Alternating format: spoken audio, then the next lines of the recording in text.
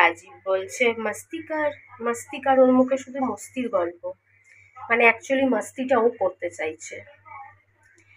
যার বাড়িতে একটা বাচ্চা এরকম ভাবে অসুস্থ, যে এত এত টাকা খরচা করার পরেও ঠিক হচ্ছে না বা হতে সময় লাগবে, যার বাড়িতে পিসি ওদের অবস্থা ভালো না, খুবই দুঃখ কষ্টের মধ্যে আছে সবাই। অঙ্কিতাকে দেখলাম দুদিন ধরে ভিডিও কলে কথা বলছি, কি রোগা হয়ে গেছে। সব দিকে যার পরিস্থিতি খারাপ, যে নিজে শারীরিকভাবে এত অসুস্থ, অজিত অসুস্থ হয়ে পড়ছে, কি হবে আমাদের জানি না ভবিষ্যতে। এত কিছুর পরেও নাকি আমি মস্তি করব। ভগবান কি বলবো বলো এদেরকে। আসলে এদের জীবনে কোনো চিন্তা নাই তো, পয়সার অভাব নাই, ফ্যামিলির অভাব নাই, সোর্সের অভাব নাই, বন্ধু বান্ধবের অভাব নাই, মরাল সাপোর্ট, টাকার সাপোর্ট, কোনো কিছুর অভাব নাই। তাই এদের কাছে মস্তি করা ছাড়া আর কি আছে? টাকা কামাও, খাও দাও, বউ বাচ্চা ঘরে, আর বাকি মস্তি করো। আমি তো কি আর বলবো, আমার তো ভাষা বেরোচ্ছে না, কথাও বেরোচ্ছে না, চিৎকার পেরে কাঁদতে ইচ্ছে করছে। চারিদিকে সবাই কষ্টে আমার পরিবারের, সেখানে নাকি আমি মস্তি করব। আমার চেহারা দেখে মনে হয় তো লোক দেখানো মেকআপ করে রাস্তায় বেরোই, লোককে তো আর বুঝতে দেওয়া যাবে না যে কি অবস্থা ভেতরটা শেষ হয়ে গেল, ভেতরটা জ্বলে পুড়ে ছারখার হয়ে গেল, লোককে বুঝতে দেওয়া যাবে না।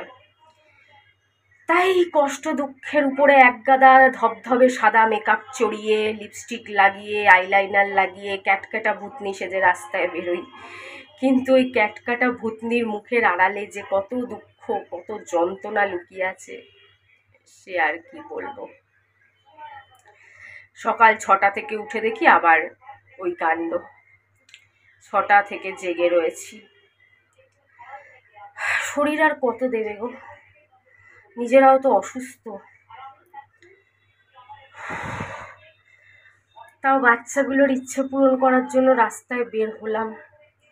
ওই কখনো মানবিকতার খাতিরে, কখনো অন্য কিছুর খাতিরে বেরোতে হয়। জন্মে পিসি কান্নাকাটি করছিল, বলেছিল খাবার দেবে কি, আমি বললাম খাবার দিতে হবে না, রান্না তো হয় না, শুকনো মাল দিতে হবে না, 500-1000 টাকা দিয়ে দিস। আজ অব্দি দিতে পারেনি, এমনকি আমার পুজোর টাকাও এখনো দেয়নি। পুজোর কটা দিন বাকি আছে, মাত্র 4000 টাকা দিয়েছে। আর মুখে মস্তিকার, মানে মস্তিটা আমার সাথে কর, বাকি টাকাটা নিয়ে যা।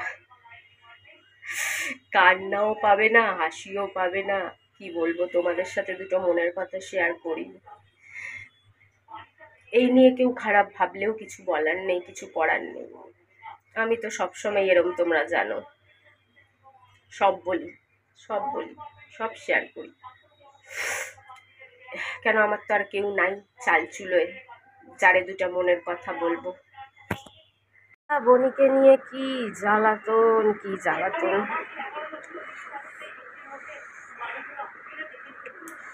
বাড়িতে কেউ অসুস্থ থাকলে কোনো বাচ্চা, আমরা তো ওকে ডগি হিসেবে দেখি না। অনেকেই বাড়ির ডগিকে নিজের সন্তানের মতনই দেখে। আবার এরকমও কিছু মানুষকে চিনি যারা দেখে না। কিন্তু আমার কাছে তো যেমন বৈষ্ণবী, যেমন শিবম, যেমন অঙ্কিতা, ঠিক সেরকমই বুনো। বাড়িতে বাচ্চা অসুস্থ থাকলে কি যে সর্বনাশ। তারপরে যেই চিকিৎসার কিছু মুন্ডু মাথা বুঝতে পারছি না, কিছুই ভালো লাগছে না। বন্ধুরা ওখান থেকে ঘুরে আসার পর একটুখানি বিরিয়ানি সকালের ছিল, ওইটা 1 পিস চিকেন দিয়ে আবার বৈষ্ণবী আর আমি একটু খেলাম। খুব খিদে পাচ্ছিল। ম্যাগি তো বৈষ্ণবীই খেয়েছে, আমি 2 চামচ খেয়েছি। এটা আমি আবার আমার টাকা দিয়ে আনালাম, বোনের বাবা আমাকে কিচ্ছু খাওয়াচ্ছে না কালকে দিয়ে। আর এই চিলি চিকেন, এটা ঘরে বানানো। আর এই আটার রুটি, এটা খাবে বৈষ্ণবী বলেছে। এমনকি না বুনোকে কিছু খাইয়েছে, না বুনোর ওষুধ লাগিয়েছে। সব আমি আসার পরে বাসন মাজলাম, বুনোকে ওষুধ লাগালাম, বুনোর ওষুধ খাওয়ালাম, বুনোকে ভাত গরম করে খাওয়ালাম। এইটুকুনি টাইমে আমি কত কাজ করে নিলাম। আর বুনোর বাবা ঘরে থেকে কোনো কিচ্ছু করেনি। আগে চা বিস্কুট খেয়ে তারপর এগুলো নিয়ে বসেছে বেবো। কি এটা? চকোবেক্স কেকস।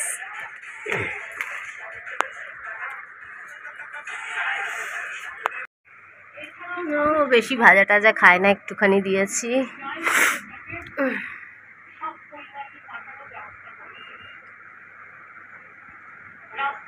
4 পিস চিকন দিয়েছি, আবার খেলে দেব। আমার জামা পরে বসে আছে, জামা কাপড় কম নিয়ে এসছে, আমারটাই পরে বসে পড়েছে। আর বৃষ্টিতে কিছু শোকাচ্ছে না।